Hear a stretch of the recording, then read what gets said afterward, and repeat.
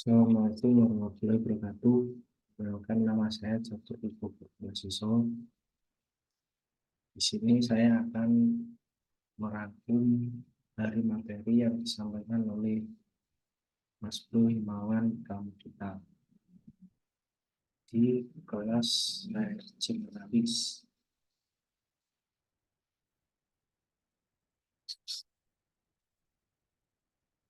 Yang pertama yaitu 4 peran kunci yang harus dipenuhi oleh profesional HR menurut Dave Lowery.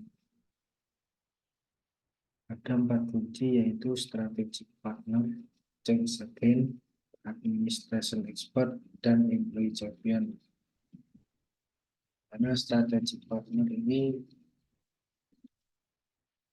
berada pada antara bagian proses dan strategi. Kemudian change agent berada di bagian strategik dan people. Kemudian administrasi expert berada di bagian proses dan operasional. Kemudian employee champion berada bagian operasional dan people. Strategic partner yaitu HR harus bisa memberikan kontribusi nyata dan strategis terhadap kebutuhan bisnis dari perusahaan tersebut. Kemudian change agent yaitu HR harus bisa memfasilitasi, membawa serta mendorong perubahan yang baik di dalam perusahaan. Dan employee champion yaitu HR harus bisa memfasilitasi untuk mengukur dan juga meningkatkan kualitas karyawan sehingga makin produktif di perusahaan. Kemudian administration expert yaitu HR harus bisa memastikan administrasi karyawan atau personel itu lengkap, update, valid, serta efisien, terukur, dan sesuai kebutuhan dari pelanggan.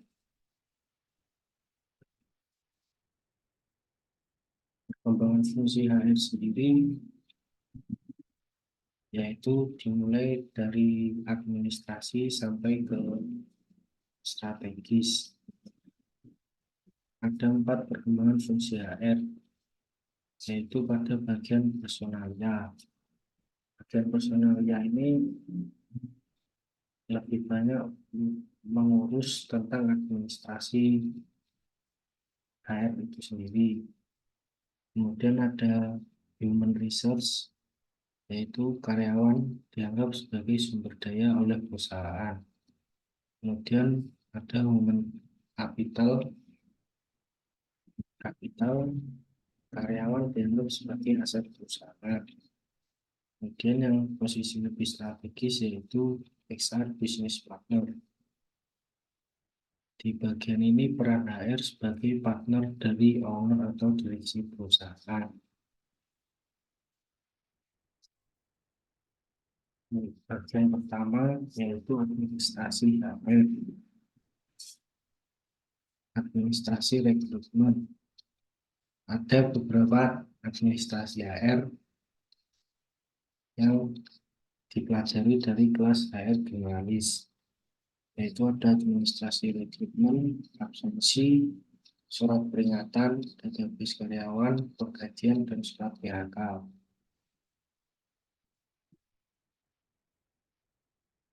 Untuk pada administrasi rekrutmen ada 4 dokumen penting dalam proses rekrutmen.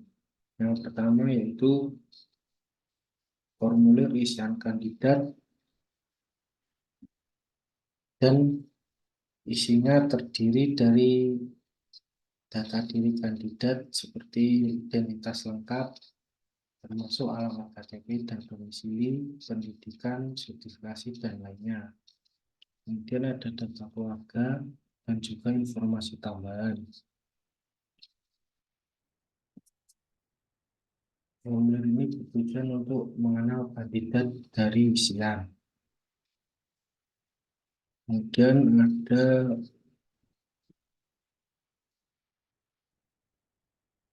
hasil interview dari laporan hasil interview ini untuk mengenal kandidat dari interview. Isinya mencakup data diri kandidat seperti aspek-aspek penilaian interview dan nilai hasil dari interview yang telah dilakukan. Kemudian ada list dokumen kandidat, yaitu untuk mengajukan tawaran kepada kandidat. Checklist kelengkapan dokumen kandidat seperti CV dan surat lamaran dan formulir isian kandidat. Kemudian ada perjanjian kerja,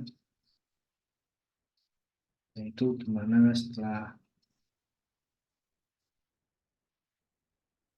berhasil melewati sesi interview. Dokumen pada perjanjian kerja yaitu seperti offering letter dan perjanjian kerja. Untuk dokumen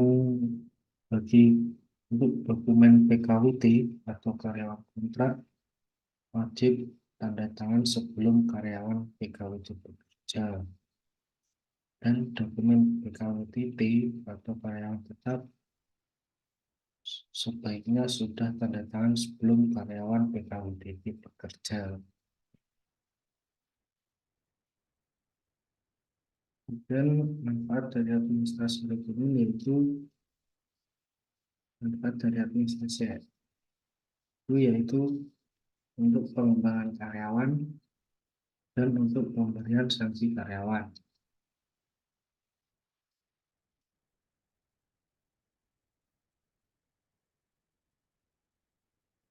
Kemudian yang kedua yaitu database karyawan. Manfaat dari database karyawan yaitu untuk mencari sumber informasi karyawan, untuk pengembangan karyawan, untuk pemberian sanksi karyawan. Kemudian digunakan untuk analisa data perusahaan, yaitu untuk kebijakan HR di perusahaan dan untuk pencegahan masalah.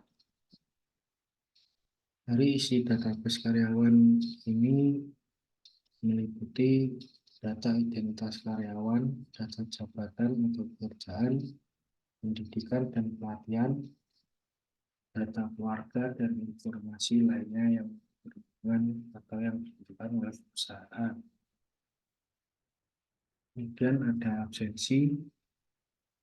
Ada 4 jenis laporan absensi yang diperlukan, yaitu terdiri dari laporan kehadiran karyawan, yang terdiri dari laporan karyawan hadir, laporan karyawan cuti atau sakit, laporan karyawan mangkir, laporan keterlambatan. Dan yang kedua, laporan karyawan lembur. Nomor laporan ini tergantung bagaimana kesesuaian yang dibutuhkan oleh perusahaan. Kemudian ada penggajian. Dari penggajian ini memiliki variasi komponen upah. Perusahaan bisa memilih variasi dari komponen upah, yaitu terdiri dari yang pertama upah pokok saja, yang kedua upah pokok dan tunjangan tetap, yang ketiga upah pokok tambah plus tunjangan tetap plus tunjangan tidak tetap. Jika ada upah pokok dari tunjangan tetap, maka upah pokok minimal 75% dan tunjangan tetap maksimal 25% dari gabungan keduanya. Data yang dibutuhkan yaitu dalam melakukan perhitungan upah, maka perlu ada data sebagai food, yaitu absensi, kehadiran, lembur, potongan lain-lain. Kemudian surat peringatan. Fungsi dari surat peringatan ini adalah sebagai bagian dari pembinaan sebagai bagian dari penilaian kinerja dan sebagai bagian dari dokumen PHK. Untuk peringatan karyawan yaitu ada ada dua, yaitu peringatan lisan dan peringatan tertulis. Dalam peringatan tertulis ini memiliki 3 tingkatan, yaitu SP1, SP2, dan SP3.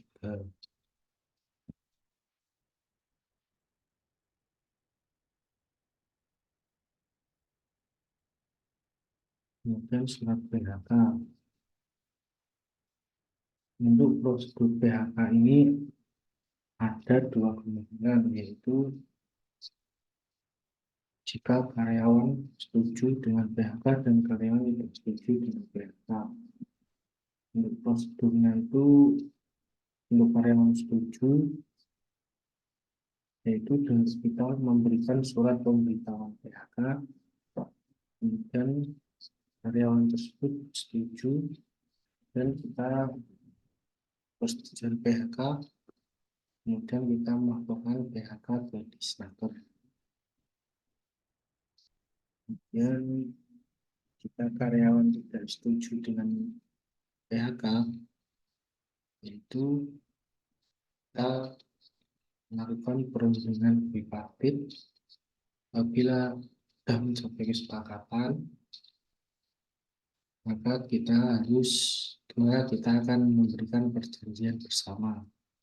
Apabila tidak terjadi kesepakatan, kita melakukan mediasi Disnaker dari anjuran Disnaker dan bisa lanjut ke pengadilan hubungan industrial.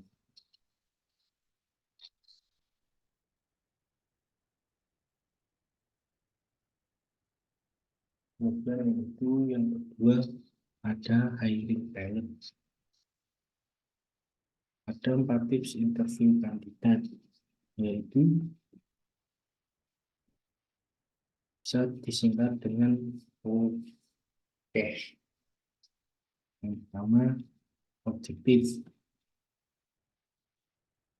yaitu memastikan dahulu objektif dari interview ini kita mau menggali apa saja, dan membuat sedetail mungkin tujuan yang ingin kita cari dari diri kandidat.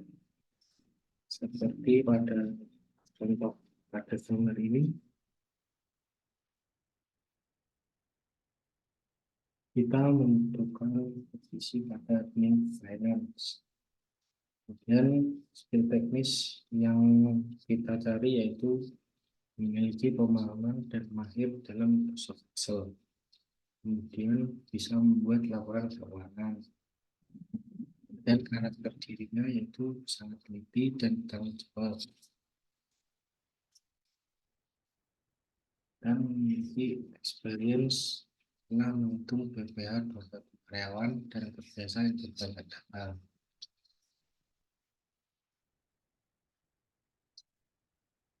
Kompetensi intinya itu skill teknis terkait pekerjaan yang betul-betul dikuasai oleh kandidat, dan attitude untuk atau karakter, dan experience dari pengalaman nyata kandidat terkait job description sesuai kebutuhan posisi yang dilamar.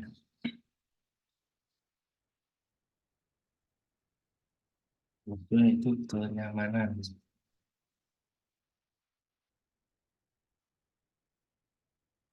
Dari interview ini kita tujuan yaitu untuk menggali info sebanyak mungkin dan apabila kandidat rugi atau tidak nyaman, kita akan memberikan info yang sangat detail. Untuk 9 langkah membangun interview yang nyaman yaitu ada 9 seperti yang tercantum dalam 9 poin di sini.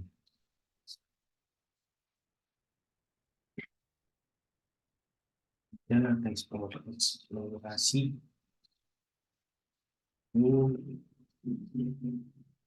Kita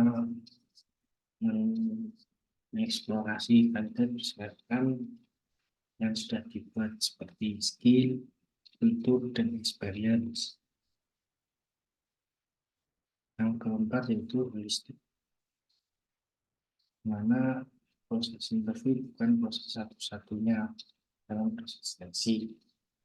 Bisa didukung dengan psikotes, background check, DI checking, dan social media checking.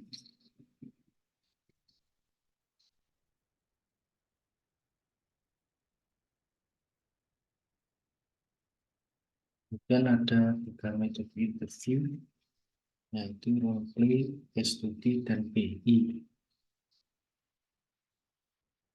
Role play yaitu bermain peran, merupakan sebuah proses dan metode interview yang memfokuskan kandidat dalam sebuah simulasi. Beberapa hal yang diukur dalam proses ini yaitu kemampuan untuk menganalisa situasi, kemampuan untuk memetakan masalah dan merencanakan solusi, dan kemampuan untuk mengeksekusi rencana, kemampuan komunikasi. Pada metode role play ini, kita dapat lebih melihat sisi soft skill-nya. Kemudian yang kedua yaitu study case, yaitu di mana kandidat memfokus untuk membahas kasus tertentu.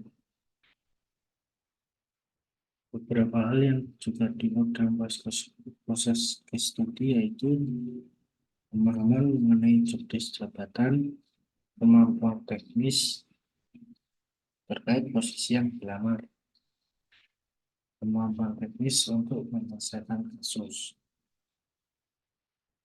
Dalam proses case study, hard skill lebih dilihat dalam proses ini. Kemudian ada metode interview. Kemudian ada BI, yaitu satu teknik meminta kandidat untuk mendeskripsikan situasi atau pengalaman yang mereka miliki di masa lampau. Dalam proses BI ini terdapat STAR method, yaitu situation yang dialami terkait dengan kompetensi yang diukur. Kemudian ada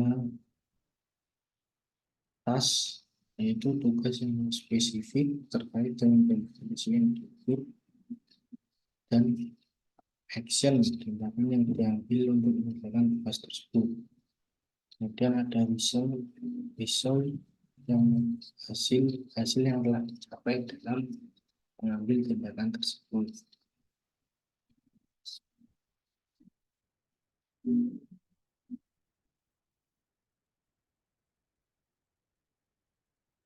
Kemudian ada performance management. Dalam performance management ini kita dapat mengukur dengan menggunakan performance indicator atau dikenal dengan KPI. KPI ini adalah nilai terukur yang menunjukkan seberapa efektif organisasi mencapai tujuan perusahaan tersebut. Tujuan perusahaan tersebut termasuk bisnis utama. Indikator ini secara khusus membantu menentukan pencapaian strategis, keuangan, dan operasional perusahaan. Kemudian langkah-langkah membuat KPI yaitu pertama, KPI dibuat secara berurutan dari target utama perusahaan. Yang pertama, kita melihat visi misi perusahaan, kemudian target perusahaan, target departemen, dan target individu. Dan yang kedua, menggunakan metode SMART. yaitu spesifik, yaitu KPI yang bersifat spesifik dan detail, dan measurable atau terukur. Dalam KPI ini harus bersifat kuantitatif dan bisa diukur. Yang ketiga, achievable, itu dapat dicapai. Kemudian relevan, itu harus relevan sesuai kebutuhan bisnis perusahaan. Yang kelima, ada time bound, yaitu memiliki target waktu untuk patokan kapan selesainya dari target tersebut.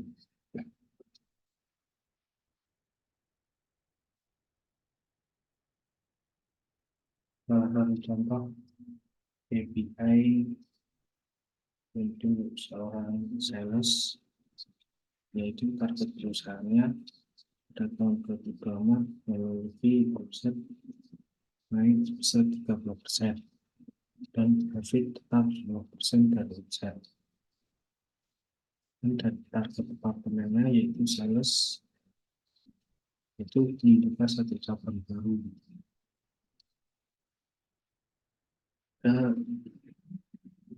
Poin pada KPI ini seorang sales yang utama yaitu membuka produk baru. Targetnya satu cabang dibuka di Maret 2024, memiliki bobot 16% dan memiliki durasi tahun ini. Untuk penghitungannya, itu jumlah toko baru per target toko baru.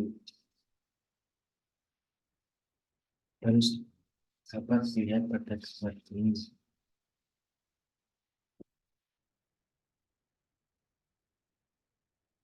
Yang ada besar fundamental policy dalam hubungan karyawan dapat dikatakan memiliki hubungan kerja apabila memiliki tiga unsur tersebut. Yang pertama yaitu pekerjaan. Itu adanya kegiatan yang dilakukan oleh karyawan sesuai perintah atasannya. Yang kedua yaitu upah, yaitu ibadah upah uang atas pekerjaan yang dilakukan.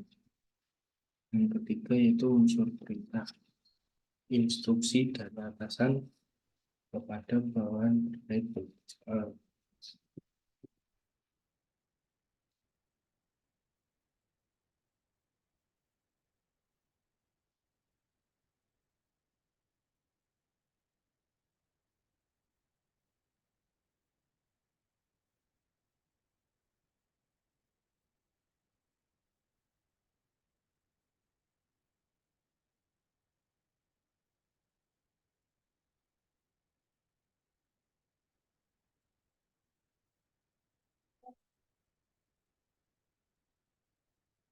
Dan ada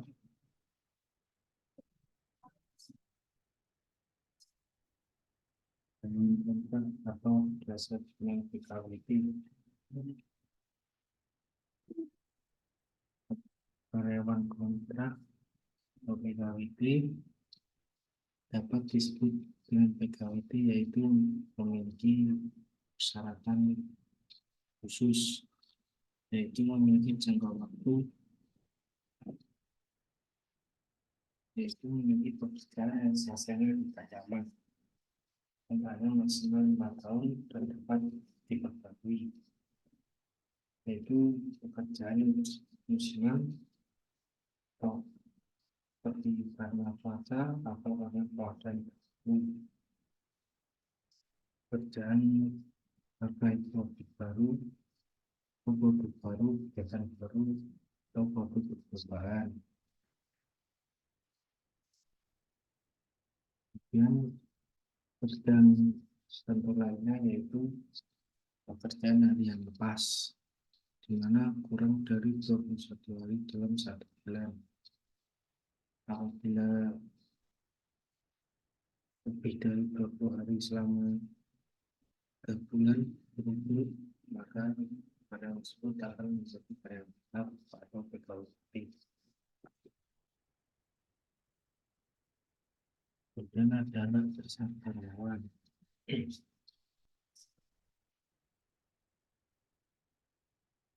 Besar karyawan yaitu ada tiga, upah, waktu, dan istirahat. Yang pertama yaitu upah, ada tiga komponen.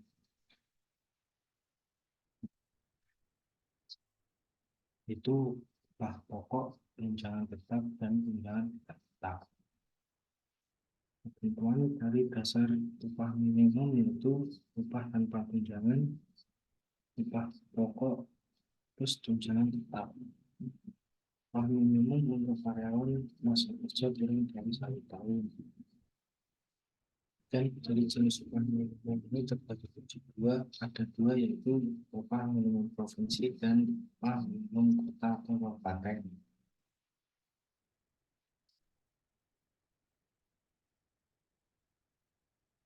Kemudian ada dasar karyawan yang kedua yaitu waktu. Waktu ini meliputi jam kerja normal, jam kerja lembur, dan hari kerja normal. Untuk waktu kerja normal yaitu 5 hari kerja per minggu atau 6 hari kerja per minggu dan memiliki maksimal 40 jam per minggu.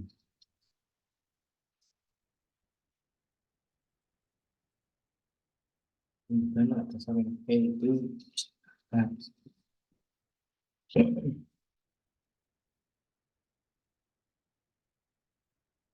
istirahat yang pertama yaitu meliputi cuti.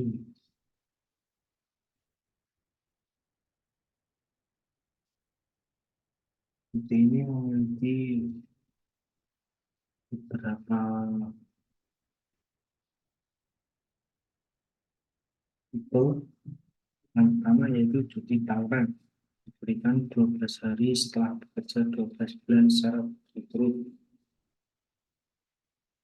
Atau perusahaan boleh menetapkan lebih tahapan lain asal lebih baik dari undang-undang. Misal 1 bulan kerja dapat 1 hari cuti. Kemudian ada cuti tahunan 18 hari.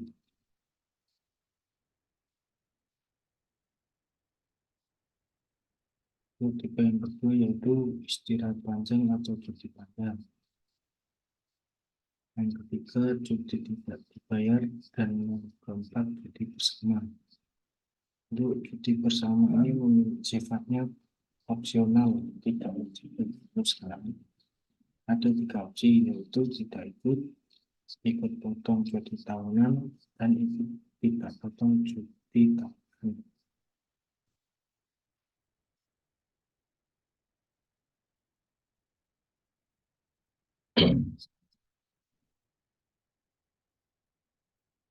Kemudian ada general affair dan legal.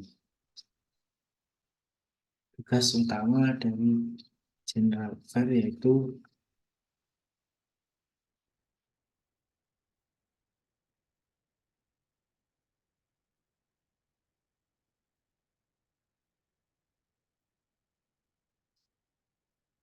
tugas utama dari general affair yaitu facility dan infrastruktur, daily operation, dan external operation. General affair ini adalah departemen yang bertanggung jawab untuk menangani berbagai urusan fasilitas dan infrastruktur di perusahaan, termasuk perawatan dan perizinannya. Untuk tugas yang pertama itu facility dan infrastruktur, seperti pengadaan dan pemeliharaan peralatan kerja, fasilitas karyawan, kendaraan operasional, keamanan dan kenyamanan karyawan perusahaan.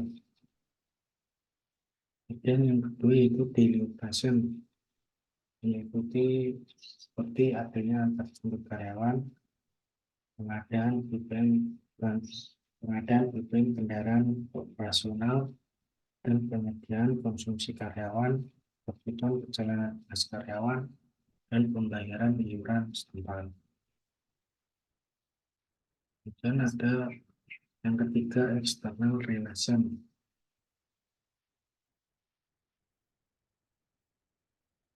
External relation tugasnya yaitu memastikan mengurus perizinan seperti online single submission, sertifikat layak fungsi, sertifikat layak operasi, surat izin alat angkut, pengelolaan limbah, dan izin lingkungan. Selain itu, external relation memiliki tugas lain, yaitu seperti memastikan membangun hubungan dengan daerah setempat seperti perangkat daerah, tokoh agama, tokoh masyarakat, pemerintah daerah, kepolisian, TNI, dan ya.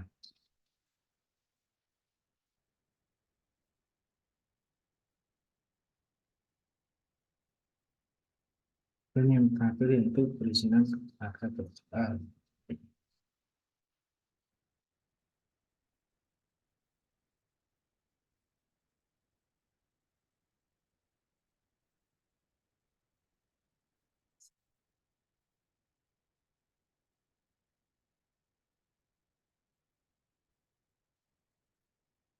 Perizinan ketenagakerjaan yaitu dimuat dalam peraturan perusahaan atau perjanjian kerja bersama atau perusahaan seperti mungkin lembaga kerjasama bipartit. Lembaga LKS bipartit ini wajib jika ada minimal 50 karyawan. Ini merupakan forum komunikasi untuk sebuah perusahaan dengan karyawannya. Kemudian ada sistem manajemen kerja. Itu untuk keselamatan kerja para karyawan tersebut. Dan ada pencatatan untuk PKWT.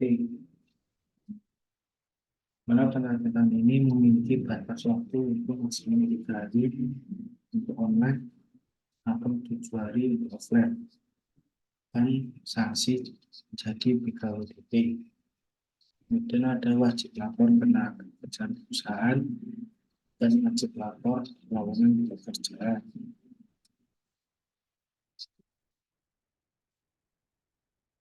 Sekian